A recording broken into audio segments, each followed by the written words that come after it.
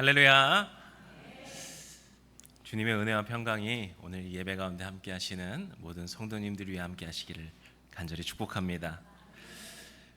작년 여름에 우리가 보고 예배 때 주일 예배 말씀을 나누고 오랜만에 다시 주일 예배 이렇게 함께 하게 됐는데요. 사실 지금 좀 걱정이 있습니다. 제 아내가 보통 제가 설교할 때 맨날 울고 나와가지고 언제쯤 안 올 거냐 그러는데 지금 뭔가 예배 시작 전부터 자꾸 울렁울렁거려가지고 네. 그래도 이 시간 제가 말하는 것이 아니라 우리 주님께서 저를 통하여서 주시는 말, 그것을 온전히 전할 수 있는 그런 복된 시간이 되기를 소망합니다. 우리가 2025년을 맞아서 기도라는 주제로 말씀을 나누고 있는데요.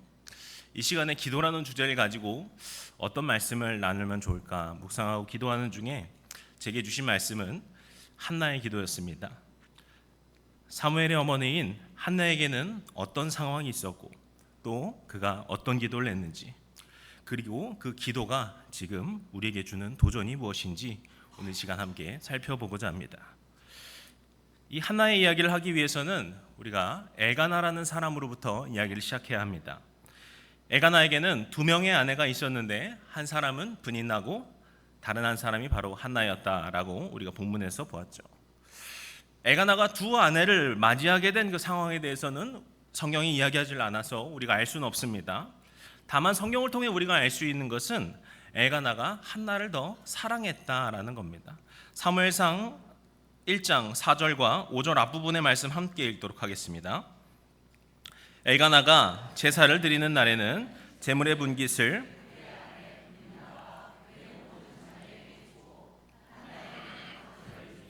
이는 그를 사랑함이라.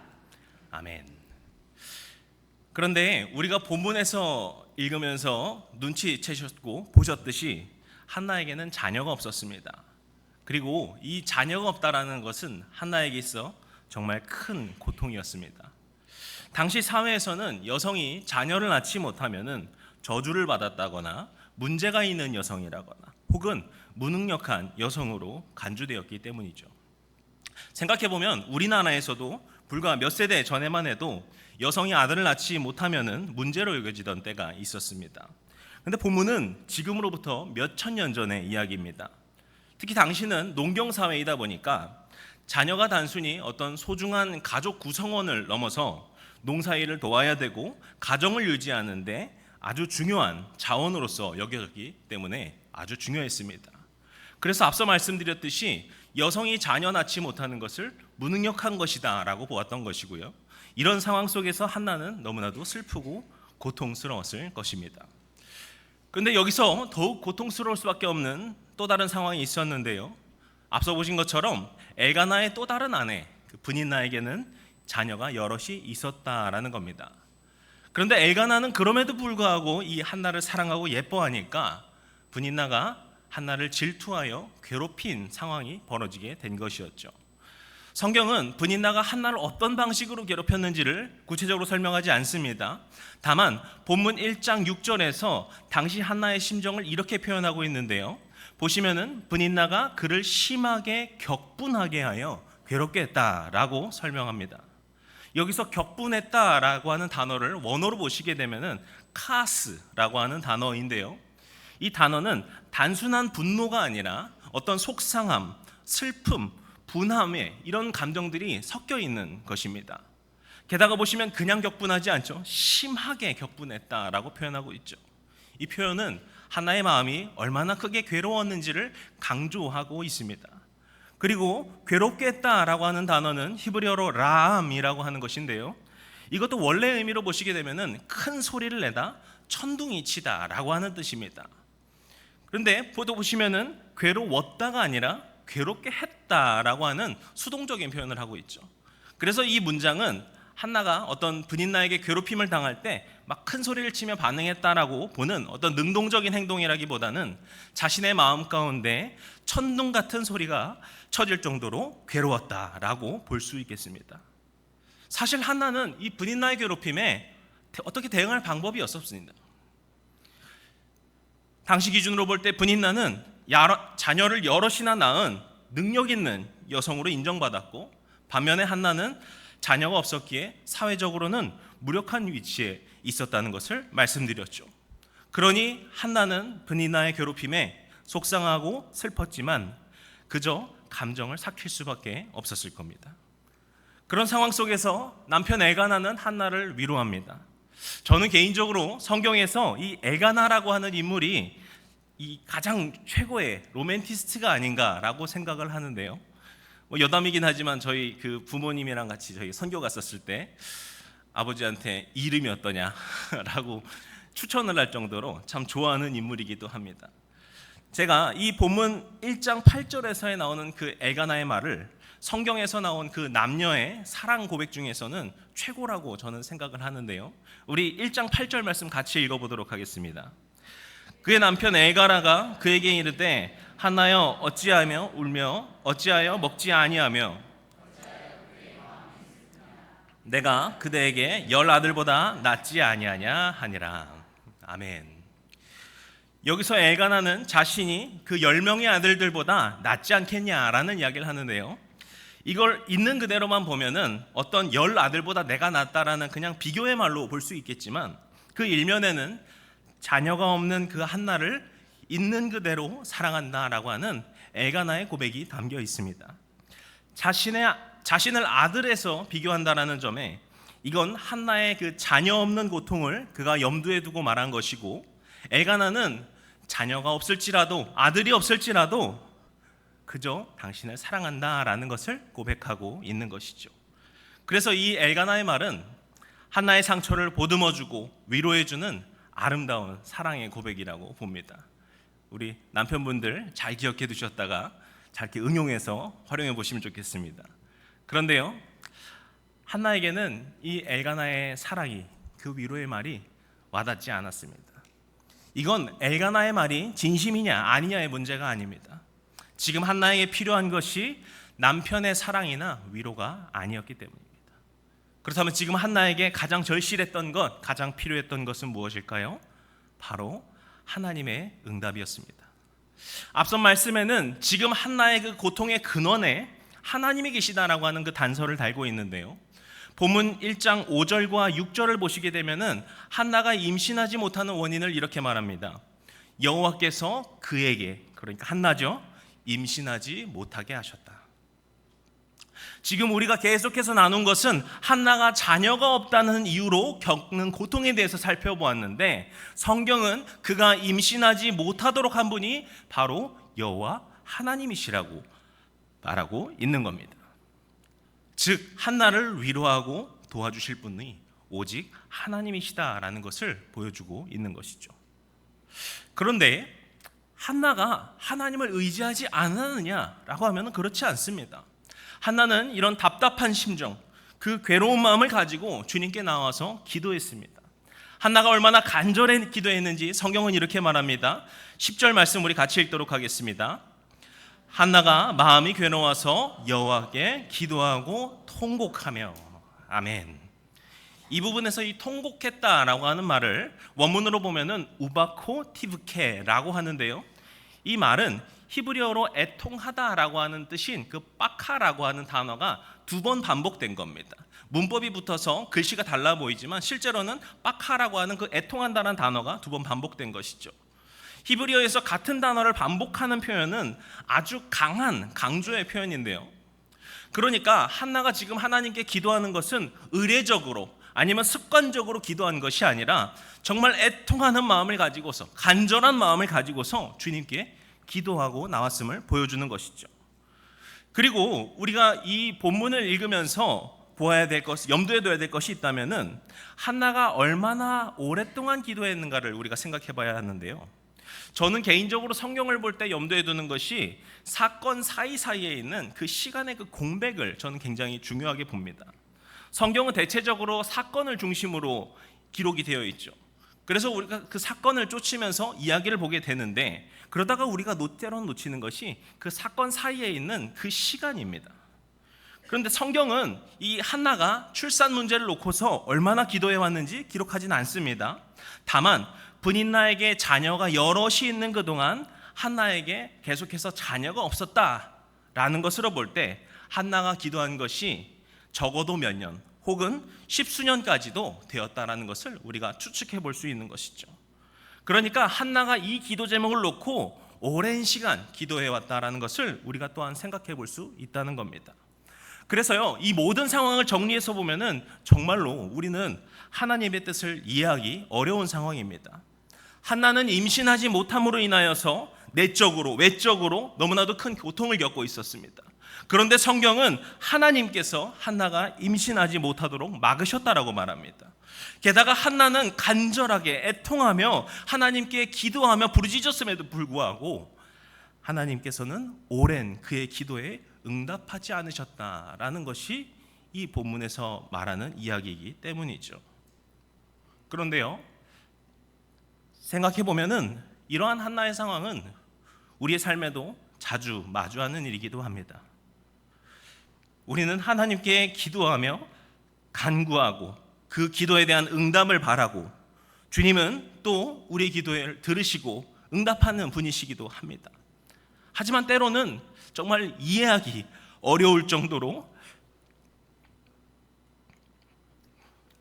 기도에 응답하지 않으실 때도 있습니다.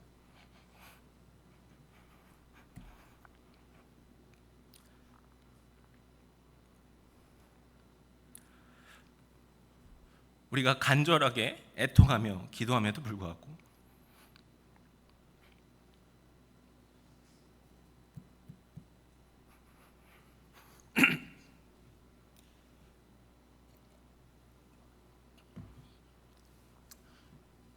죄송합니다. 정작 주님이 침묵하시는 것 같은 때도 있고 그러한 경험을 우리도 하죠. 그래서 우리는 한나의 이 상황에 대해서 공감하고, 그래서 이 하나님의 반응이 냉혹하게 느껴지기도 합니다. 그리고 또 다른 한편으로는 하나님께서 왜 한나에게 이런 시련을 주고 계시는가, 이러한 상황을 주시는가, 우리는 깊이 생각해 보게 됩니다. 물론 우리가 모든 상황에 대한 명확한 답을 다 알 수는 없습니다. 다만 우리는 이 한나의 기도 속에서 한나에게 주신 하나님의 뜻을 엿볼 수 있습니다. 우리가 보게 될 한나의 기도는 1장과 2장 각각 두 번의 기도가 있는데요, 먼저 우리가 사무엘상 1장 11절 우리가 함께 읽은 그 말씀 다시 한번 같이 읽도록 하겠습니다. 서원하여 이르되 만군의 여호와여,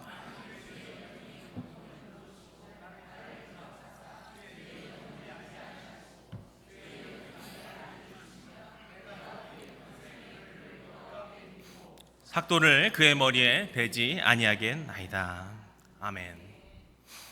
앞서 말씀드렸듯이 한나는 오랜 시간 기도해 왔을 겁니다.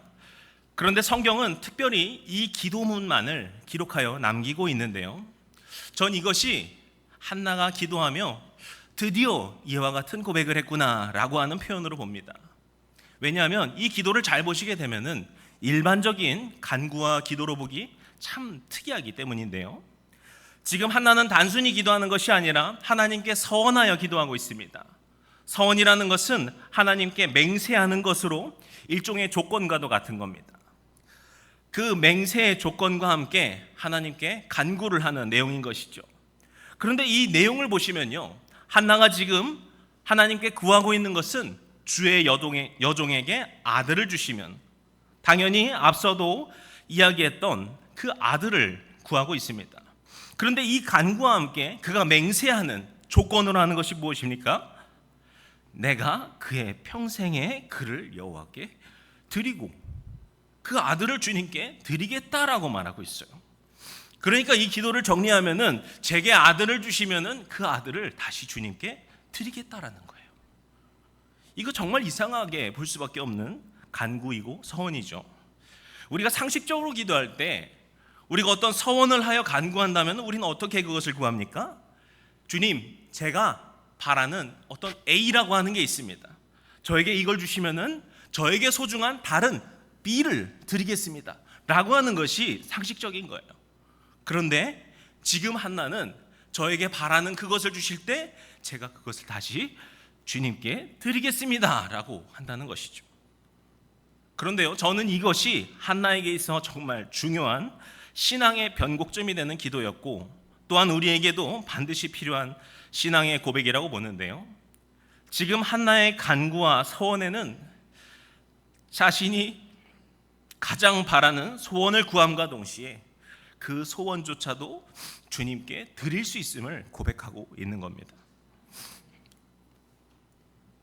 지금까지 한나의 기도가 내 소원을 들어주시는 도구로서의 하나님께 드리는 기도였다면, 이제 드리는 그 기도는 나의 그 어떤 소원보다도 크고 놀라우신 나의 주님께 드리는 기도로 바뀐 겁니다. 그래서 저는 이 한나의 기도가 아브라함과도 비슷하다라는 생각을 합니다. 아브라함은 100세가 되었을 때 사라를 통해 그의 아들 이삭을 갖게 되었습니다. 그리고 10수년이 흘러서 그 이삭은 건장한 청년으로 성장해 가고 있었죠. 그런데 바로 그때 하나님께서는 이삭을 바치라라고 아브라함에게 명하십니다. 아브라함이 계속해서 하나님과 동행하며 하나님께 구해왔던 것은 바로 그의 후사를 이을 아들이었습니다. 그리고 아브라함이 수십 년 기다린 끝에, 기도한 끝에 그 아들 이삭을 얻게 되었죠.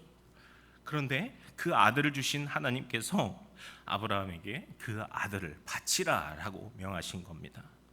하나님께서는 왜 아브라함에게 이런 충격적인 요구를 하셨을까요? 하나님께서 이 명령을 통해 원하셨던 것은 아브라함의 소중한 아들을 빼앗는 것도 아니었고, 아브라함에게 인신제사를 요구하신 것도 더더욱 아니었습니다. 그가 하나님 앞에 가장 소중히 여기는 그것을 드릴 수 있다라고 하는 그 마음을 원하셨던 것이고요, 더 나아가 그 모든 것, 자신의 목숨보다도 소중히 여길 그 아들 이삭조차 하나님께 맡겨드릴 수 있는 그의 온전한 믿음을 원하셨던 겁니다. 아브라함은 그렇게 하나님 앞에 자신의 아들을 온전히 맡겨드리며 이삭을 바치고자 했고요, 하나님께서는 그의 믿음을 받으시고 그렇게 아브라함은 우리의 믿음의 조상이 됩니다. 결국 아브라함이 이삭을 하나님께 바치려 했던 그 과정은 그의 믿음을 온 천하에 알리심으로써 아브라함을 높이 세워주시는 하나님의 축복의 과정이었던 것을 우리가 아브라함의 사건을 통해 볼 수 있죠. 마찬가지로 한나가 비로소 고백할 수 있었던 그 서원의 기도에는 아브라함과도 같은, 자신이 가장 바라는 그것도 주님께 드릴 수 있다라고 하는 한나의 믿음이요 오직 하나님만을 바라는 거룩한 소원이었습니다. 한나의 기도에서 우리는 하나님께 대한 온전한 믿음과 순종의 자세를 볼 수 있는 것이죠. 하나님께서 한나의 기도를 들으시고 응답하신 것은 단순히 한나의 간절함 때문이 아니라 한나가 자신의 소원을 초월하여서 하나님의 뜻과 계획을 신뢰했기 때문입니다. 이 시간 우리도 이 한나와 같이 하나님 앞에 우리의 소원과 삶을 내려놓을 수 있는 믿음이 필요합니다. 이것은 단순히 나의 소원을 다 포기하겠다 이런 것이 아닙니다. 나의 모든 것을 주님께 온전히 맡겨드릴 수 있다라는 믿음의 고백입니다. 우리의 가장 소중한 것까지도 하나님께 맡겨드릴 수 있는 믿음, 하나님께서 우리 삶에 가장 선한 계획을 가지고 계시다는 그 믿음으로 우리가 기도할 때 우리는 진정한 신앙의 고백을 가지고서 주님께 기도할 수 있습니다. 이 시간 우리의 기도의 자리, 그 삶의 자리 가운데 이 한나와 같은 그 믿음의 고백으로 나아가시는 예림의 모든 성도님들 또 예배자들 되시기를 주님의 이름으로 축복합니다. 그리고 이제 이후에 한나는 간구한 대로 아들 사무엘을 얻게 됩니다. 그리고 사무엘은 젖을 뗀 후에 제사장 엘리 밑에서 여호와의 집에서 이제 평생의 일을 하며 살게 되죠. 사무엘상 2장 1절부터 11절까지에 나오는 이야기는 한나가 이와 같이 사무엘을 하나님께 드린 후에 주님께 고백하는 두 번째 기도의 내용을 담고 있는데요, 이때 한나가 기도하는 내용을 보게 되면 대부분이 다 하나님을 찬양하는 기도입니다. 그가 여호와의 하나님으로 말미암아 기뻐하고 즐거워하고 있다라는 그 고백으로 시작해서 거룩하신 주님, 전능하신 주님, 공의로우신 여호와 하나님을 찬양한다. 그가 계속 고백하며 기도하고 있죠. 그런데요, 우리가 한나의 이 상황을 냉정하게 생각해 보면요, 이 찬양의 기도가 좀 과하게 느껴지는 것도 같아요. 왜냐하면 지금 한나가 이 기도를 하는 시점에 그가 얻은 아이가 오직 이 사무엘 한 명이었기 때문입니다. 물론 사무엘을 낳았기 때문에 앞서 말씀드렸던 어떤 여성으로서의 오명, 저주받았다던가 잘못이 있다라는 등의 그런 편견으로부터는 벗어날 수 있었을 겁니다. 하지만 그렇다고 해서 한나의 삶에 어떤 좋은 변화나 그런 것이 있냐 하면 딱히 그렇지도 않아요. 여전히 브닛나에겐 여럿의 자녀가 있기 때문에 비교 우위도 아니었을 테고요. 가장 중요한 문제는 한나가 간절히 바랐던 그 아들 사무엘 하나님께 바쳤다는 사실입니다.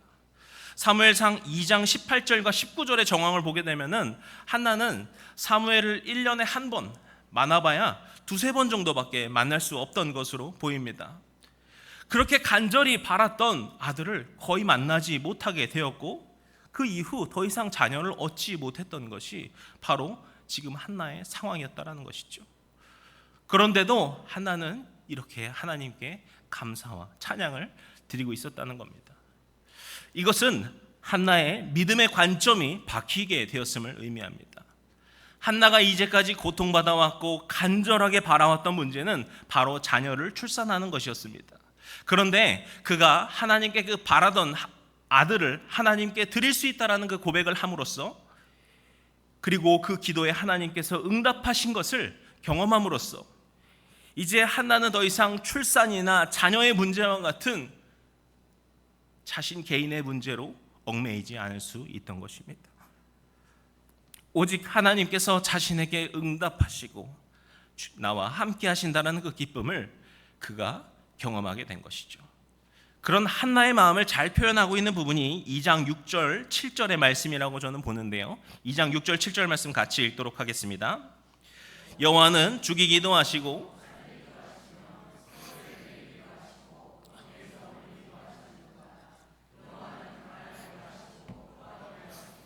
낮추기도 하시고 높이기도 하시는도다. 아멘.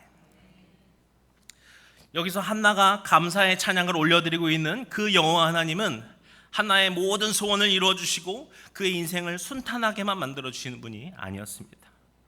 지금 한나가 고백하는 그 하나님은 때로는 죽이기도 하시고 살리기도 하시고 어둠 속에 떨어뜨리기도 하시고 그곳에서 건지시기도 하는 분입니다.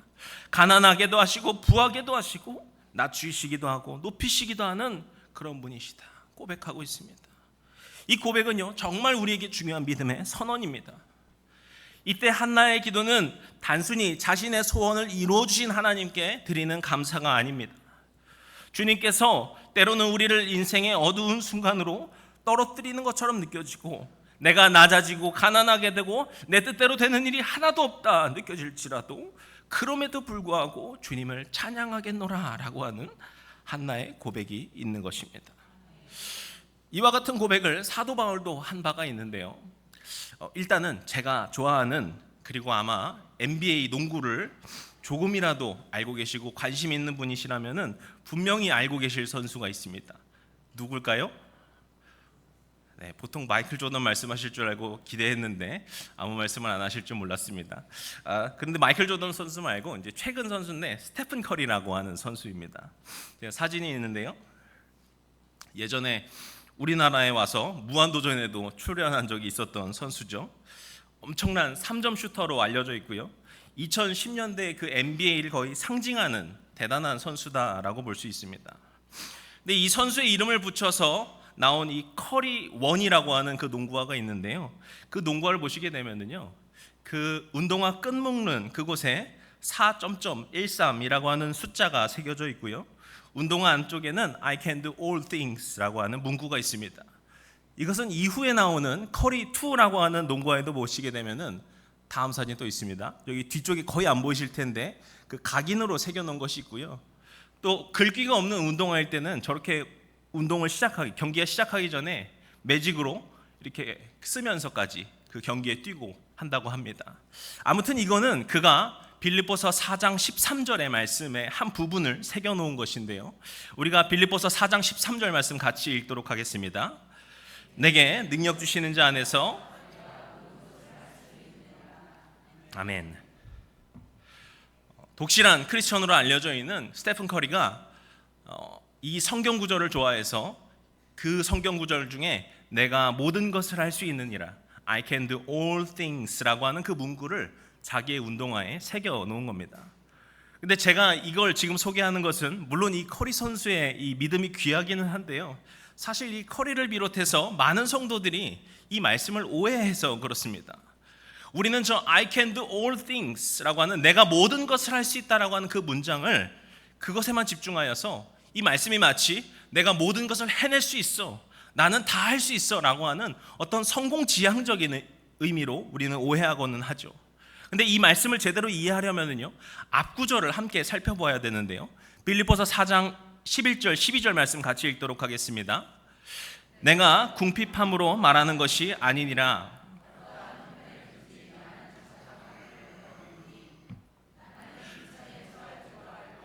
풍부에 처할 줄도 알아. 모든 일 곧 배부름과 배고픔, 풍부와 궁핍에도 처할 줄 아는 일체의 비결을 배워노라. 아멘. 이러한 고백 뒤에 이어지는 것이 바로 13절의 말씀, 내게 능력 주시는 자 안에서 내가 모든 것을 할 수 있느니라 라고 하는 바울의 선언입니다. 그러니까 이거는 내가 모든 걸 해낼 수 있다라는 성공지향적인 의미가 아닙니다. 오히려 실패와 낙심, 괴로움과 고통, 모든 그 좌절 가운데서도 내가 그것을 견딜 수 있노라라는 고백을 하고 있는 것이죠. 바울은 선교 중에 핍박들 당했고요, 궁핍함에 처하기도 했고요, 죽을 뻔도 했고요, 지금 이 편지를 쓰는 시점에서는 감옥에 갇혀 있고요, 그렇게 온갖 고난과 역경을 겪으면서 지금 이 고백을 하고 있었습니다. 바울의 선교 사역이 막 술술 풀리고 사람들이 어딜 가나 반겨주고 가난한 일 없이 넉넉하게 살아가고 그렇게 주의 사도가 되어서 내가 정말 좋은 일로 가득해서 내가 그렇게 살다 보니 모든 걸 할 수 있겠더라 라는 그런 고백을 하고 있는 게 아니라는 거예요. 자신의 삶에 어떠한 상황과 역경이 오더라도 평안할 수 있는 일체의 비결, 오직 주님이 나와 함께 하심으로 내가 모든 상황 가운데 흔들리지 않노라, 그가 고백하고 있는 겁니다. 지금 한나의 고백이 바로 이 사도 바울의 고백과도 같다고 저는 봅니다. 이제 조금 있으면 주님께서 나에게 또 다른 자녀 주시겠지, 앞으로 뭐 내가 필요한 거 있을 때 이렇게 기도하면 다 들어주시겠지, 그렇게 주님이 나의 소원, 나의 바람, 나의 간구 다 들어주실 거니까 내가 주님을 찬양합니다. 이게 아니라는 거예요. 앞서 말씀드렸듯이 현재 한나의 상황은 크게 나아진 게 없습니다. 어쩌면은 자신의 하나뿐인 아들과 거의 생이별한 채 살아야 하는 인간적인 시선으로 보면은 더 가슴 아픈 시간을 보내고 있을지도 모릅니다. 그러나 한나는 자신의 기도 속에서 오직 주님만을 찬양하며 감사하고 있습니다. 이것은 바로 한나가 주님을 깊이 만나고 경험한 놀라운 축복이고, 사도 바울이 말한 내가 주 안에서 모든 것을 할 수 있노라 라고 하는 그 고백과 같은 맥락입니다.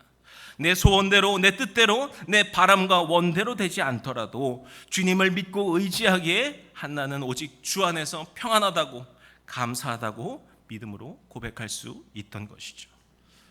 사실 성경에 나오는 믿음의 사람들을 보게 되면은 의외로 그들의 삶은 끊임없는 역경에 있었습니다.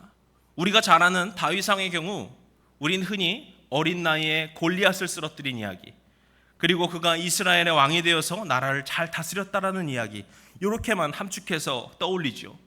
그러나 이 다윗의 인생의 전반을 보게 되면은 그의 삶은 계속해서 기구한 삶이었습니다. 다윗이 처음 등장할 때를 보면은 그는 집에서 없는 자식 취급을 받으며 양을 치던 막내 아들이었죠. 골리앗을 쓰러뜨리고 나니 사울 왕이 질투를 하여서 오랜 세월 도망자 신세로 살아야 했습니다.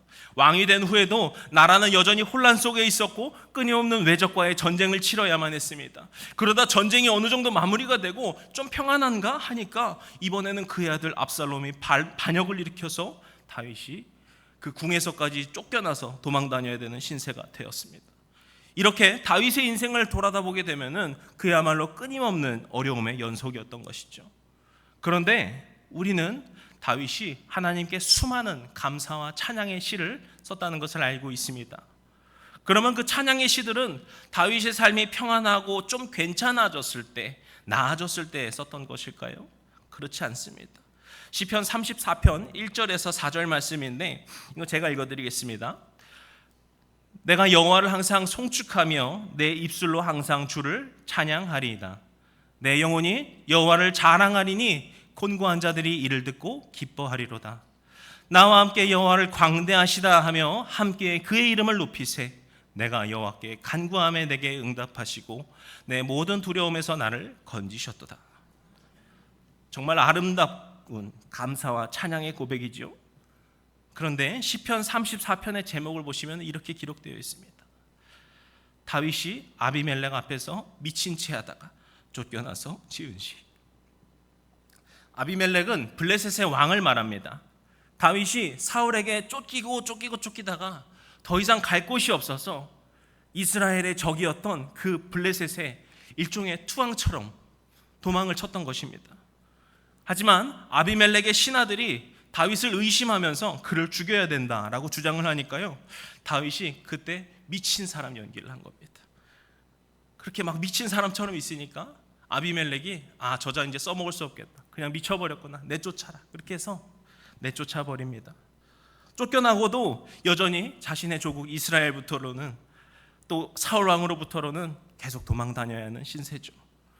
방금 읽은 다윗이 하나님을 찬양하고 기뻐하고 감사하던 그 찬양의 시는 다윗이 도망하다가 비참하게 미친 척해서 쫓겨나고 다시 도망치는 그런 상황이 쓴 시라는 겁니다. 이처럼 다윗은 자신의 상황이 좋고 자신이 바라던 대로 인생이 잘 풀려서 그런 자신의 삶을 돌아보며 주님께 감사하고 찬양하던 것이 아니었습니다. 오히려 그는 고통 가운데 있고 비참하게 도망 다녀야 했고 왕이 된 후에도 끊임없는 고난과 어려움을 겪었지만 그런 모든 상황 가운데서도 주님을 찬양하고 경배할 수 있던 것입니다. 다윗이 이렇게 노래할 수 있었던 것, 사도 바울이 그와 같이 고백할 수 있었던 것, 또 한나가 이처럼 주님께 기도할 수 있었던 그 모든 것은 그들이 주님 안에서 누리는 참된 만족을 찾았기 때문입니다. 이것은 하나님께서 우리 모든 믿는 자들에게 주시는 완전한 평안이고 완전한 자유이고 기쁨이고 우리 모든 믿는 자들에게 주시는 영원토록 흔들리지 않는 은혜의 축복입니다. 한나는요, 이후에 하나님의 은혜를 입어서 3명의 아들과 2명의 딸을 얻게 되었다라고 하는 것으로 그의 이야기가 마무리가 됩니다. 하지만 우리가 본 것처럼 한나는 그 자녀 때문에 그저 자신의 소원이 이루어져서 자신의 기도와 바람대로 되어서 기뻐하는 것이 아니었습니다. 오히려 그 어떤 상황 속에서도 주님 안에서 기뻐할 수 있노라라고 하는 그 영원한 약속을 그가 믿게 된 것입니다. 하나님께서는 주의 자녀들의 삶을 돌보시고 우리들의 필요를 채워주실 뿐만이 아니라 그보다 더 크고 놀라우신 주님의 은혜 안에서 완전한 평안을 누리게 하시고 오직 주님만으로 기쁘고 자유케 되는 복된 삶의 자리로 우리를 초대하십니다. 사랑하는 성도 여러분, 오늘 우리의 삶은 어떠합니까? 혹 우리의 삶이 한나처럼 역경과 고통으로 가득하다고 생각될 때가 있지는 않습니까? 우리의 기도가 전혀 하나님께 닿지 않는 것과 같은 느낌이 들기도 하고 우리의 삶이 아무리 기도해도 뜻대로 풀리지 않는 것 같은 그런 때가 우리에게 있습니다. 그러나 바로 그때 우리는 주님께 더욱 기도함으로 나아가야 합니다. 그리고 그 기도는 주님께 단순히 나의 소원과 바람을 들어주길 기도하는 것에 그치는 것이 아니라 주님 앞에 나의 모든 것들, 나의 소원들까지도 모두 주님께 내려놓고 맡겨드릴 수 있는 기도가 되어야 합니다. 그때 하나님께서는 단순히 우리의 기도를 들어주시거나 그 문제를 해결해 주시는 것을 넘어서 우리의 상황과 형편을 뛰어넘는 완전한 평안과 기쁨을 주십니다. 우리가 주님만을 온전히 믿고 모든 것을 맡겨드릴 때 주님께서는 세상이 줄 수 없는 만족과 어떤 상황에서도 흔들리지 않는 평안을 우리에게 허락하십니다. 찬양할 만한 상황이 되어 찬양하거나 감사할 제목이 있어서 감사하는 것이 아니라 오직 나의 주신 주님 앞에서 영원한 만족과 평안을 누림으로 주님을 찬양할 수 있고, 오직 주님 안에서 기뻐할 수 있으므로 감사하는 감사의 기도가 부어질 것입니다. 오늘 주님께서는 저와 우리 모든 성도님들을 그 기도의 자리로 초대하고 계십니다. 언젠가 사라질 세상의 것들을 붙들고 소원하던 우리의 삶에 찾아오셔서 영원하신 주님의 사랑과 영원하신 주님의 풍성하신 은혜로 우리 삶을 가득 채워주실 것입니다. 오늘 이 시간 그 주님께 믿음으로 나아가시는, 오직 주 안에서 위로와 평안을 누리시는 저와 우리 모든 성도님들, 또 예배자들 되시기를 주님의 이름으로 간절히 축복합니다. 기도하시겠습니다.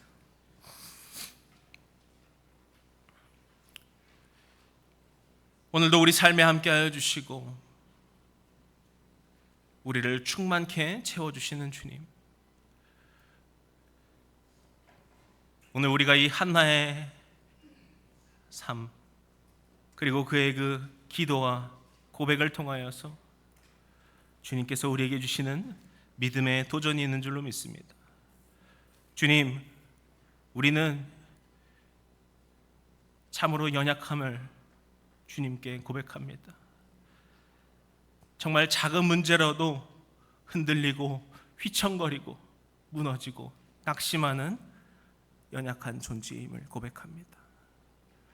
그리고 우리의 소원들이, 우리의 바람들이 다 이루어졌다 할지라도 채울 수 없는 공허가 있음을 또한 고백합니다. 그렇게 주님, 이 시간 우리의 기도와 우리의 고백이 오직 주님께서 주시는 영원한 평안을 구하고 바라는 믿음의 고백이 되게 하여 주시옵소서. 우리의 그 기도 가운데, 우리의 간구 가운데 나의 삶의 형통함만이 아니라 그렇게 나의 삶을 형통하도록 인도하여 주시는 주님, 선하게 인도하여 주시는 주님, 그렇게 우리와 함께하여 주시는 주님께 모든 것을 맡겨드릴 수 있는 믿음의 간구가 되게 하여 주시옵소서. 그래서 우리의 삶의 모든 순간순간에 어떠한 상황이 찾아올지라도 내가 주 안에서 만족할 수 있노라, 내가 주 안에서 평온할 수 있노라, 내가 주 안에서 기뻐하고 감사할 수 있노라 고백할 수 있는 우리의 믿음의 사람들 될 수 있도록 주님, 우리를 믿음 가운데 채워주시고 은혜 베풀어 주시옵소서. 그렇게 우리와 함께하여 주시고 일하여 주시고 늘 역사하여 주시는 우리 주님 예수 그리스도의 이름으로 기도드렸습니다. 아멘.